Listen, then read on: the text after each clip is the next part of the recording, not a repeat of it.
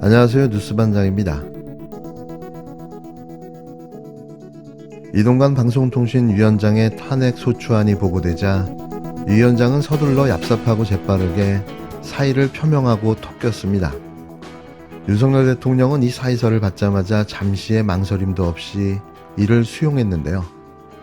이 위원장이 탄핵당하게 되면 업무가 중지되고 사실상 수개월 동안 방통위 업무가 마비되기 때문이었습니다. 그런데 사실 윤 대통령의 이러한 행위는 명백한 불법 행위인데요. 국회가 탄핵 소추안을 보고하고 표결에 붙이려는 정상적인 권한을 방해하고 저지했기 때문입니다. 합법적인 탄핵 절차를 대통령의 직권 남용으로 막아선 거죠. 이것으로 또 하나의 탄핵 사유가 추가됐는데요. 법을 공부하고 배웠다는 자가, 그것도 법을 지키고 수호하겠다는 자가 자신의 이익을 위해서 불법도 불사하는 엽기적인 모습을 계속해 보여주고 있는데요. 국회의 입법권을 무시하는 거부권 남발, 시행령 통치 꼼수는 그가 그냥 법꾸라지 그 이상도 그 이하도 아님을 스스로 증명해 보여주고 있습니다. 이동관 방통위원장의 사표 수리 매우 잘못됐습니다. 이동관의 사표 수리 문제가, 사표 제출 문제가 이미 여러 차례 우려가 됐었습니다.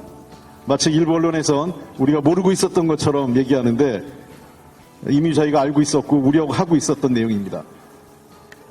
대통령이 사표를 수리한 건 잘못됐습니다. 파면시켰어야 되는 겁니다. 제가 이미 이 우려가 있었기 때문에 지난주에 모두 발언 때 이동관 파면 얘기를 했던 겁니다. 잘못된 공무원 그리고 범죄 혐의가 있는 공무원에 대해서는 사표 수리하면 안 되는 겁니다. 파면 조치를 하든가 아니면 잘못된 게 없다고 생각하면 국회가 추진하는 헌법적 절차인 탄핵 절차에 순순히 응했어야 되는 겁니다. 이제 와서 탄핵 처리가 법적으로 이루어지고 또 헌법재판소에 가서 본인들의 범죄 혐의가 인용될 것을 우려해서 이동관의 뺑소니를 사표 수리한 이름으로 허용한 것은 매우 잘못됐습니다. 헌법을 유린하고 범죄 혐의를 저지른 고위공직자에 대한 법적 처리를 대통령이 방해한 것입니다.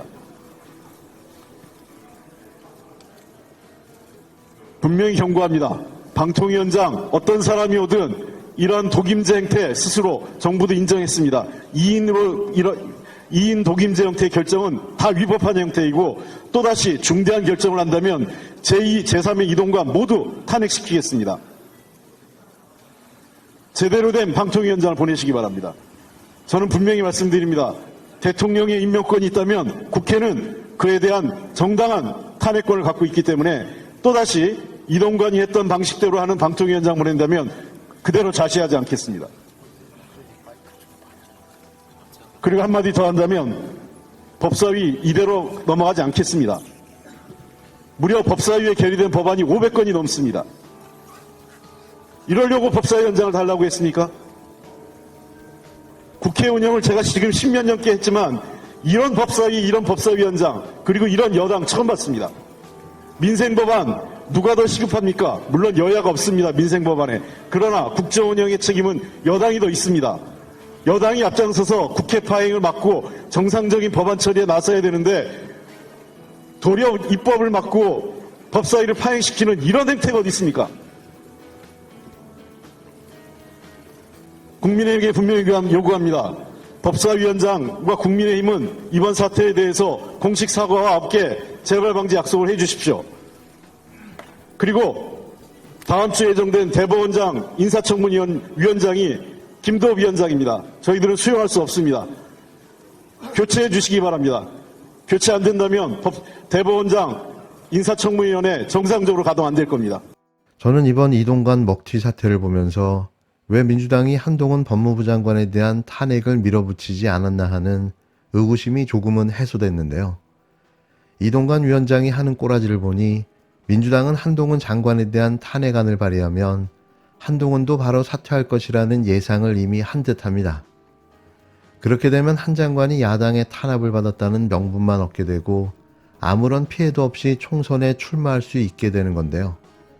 야당 탄압을 받은 법무부 장관, 야당을 응징하기 위해 총선에 출마한다라는 이미지를 만들어주는 거죠. 이는 지난 대선 당시 윤석열 검찰총장이 연출했던 피해자, 순교자 코스프레와 똑같은 행태가 반복되며 한동훈 띄워주기 말고는 얻는 실익이 없다는 판단으로 보여지는데요. 민주당은 별 이득도 얻지 못하고 한 장관의 총선 출마 명분만 제공해주는 셈인 겁니다. 사실 이동관 위원장은 총선에 출마할 인간도 그닥 비중도나 무게감이 있는 인물도 아니라는 판단으로 한동훈 장관과는 상황이 다르다는 건데요. 한동훈 장관 탄핵을 발의하면 총선 출마를 못한다는 건 그냥 우리들의 순진한 생각이었던 거죠. 결국 한 장관이 총선에 출마하더라도 불리하지 않다는 판단이 작용된 걸로 보여지는데요. 나름의 여러 변수와 상황이 고려된 민주당의 결정인 겁니다. 굳이 민주당을 두둔하는 건 아니지만 나름의 계산이 깔려 있는 건데요. 단순한 대응이 아니라 몇 수 앞을 내다보고 있는 거죠. 현재의 상황을 바라보는 제 개인적인 생각임을 밝힙니다. 그런데 말입니다. 전 민주당이 더 집요하고 더 날카로웠으면 좋겠습니다. 수없이 쏟아지는 윤석열 정부의 실책들, 또 거기에 이어지는 각종 비리와 범죄 사실들은 사실상 이 정부가 존속할 수 있을지, 지속 유지가 가능한지 하는 의문마저 드는데요. 이런 실책과 비리, 범죄 사실을 끝까지 추궁하고 따져 묻지 않냐는 거죠. 더 과감하게 공격적으로 이런 지점을 물고 늘어져야 하는 거 아닌가요? 이런 부분에서 많은 국민들이 답답함을 느끼는 건데요. 김건희 듀얼백 수수건만 봐도 그렇습니다. 이건 범죄이기 때문이죠. 더불어민주당은 2일 윤석열 대통령의 배우자 김건희 씨가 선물 받았다는 명품 가방이 반환 선물로 분류돼 대통령실 창고에 보관 중이라고 알려진 것과 관련해 지금이라도 대통령실 창고를 공개하라고 쏘아붙였습니다. 박성준 민주당 대변인은 이날 국회 소통관 브리핑을 통해 김건희 씨가 명품백을 수수했다는 의혹에 대해 여권 인사가 대통령실 창고에 반환할 선물로 보관하고 있다고 밝혔다며 시기를 놓쳐 반환하지 못했을 뿐 받은 것은 아니라고 해명했다며 이같이 지적했는데요.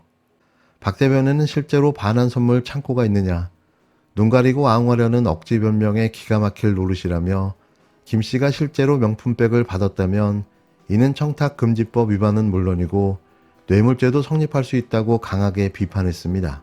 이어 그는 대통령실의 선택적 침묵은 의혹을 해소하기는커녕 의혹을 사실로 인정하는 태도라며 미온적인 대통령실의 태도는 김건희 특검법의 필요성만 입증할 뿐임을 명심하라고 밝혔는데요. 앞서 서울의 소리는 김건희 씨가 윤석열 대통령 취임 후 지난해 9월 재미교포 최재형 목사에게 명품 가방을 선물 받았다고 보도하면서 논란이 되고 있습니다. 이건 사실 논란의 여지가 없는 진실이며 범죄 사실이 폭로된 것과 다를 바가 없는데요. 최 목사는 해당 영상을 사전에 기획해 손목 시계에 달린 카메라로 촬영했다고 밝혔지만 국힘당과 수구 언론들은 함정 취재라고 몰아붙이며 물타기를 시도하고 있습니다. 메시지를 부인할 수 없으니 메신저를 공격하는 모양새인데요. 이런다고 김건희 씨의 범죄 사실이 사라지지 않습니다. 영부인은 그냥 대통령의 부인으로 일반인입니다. 동문서답하지 말고 국민의 물음에 답하는 것이 대통령실의 의무입니다. 김건희 여사 부정청탁법 위반 의혹과 관련해 대통령실이 의혹에 답하지 않는 이유로 유튜브 채널을 핑계대는 것도 모자라 북한 개입설을 거론하고 있다니 황당합니다.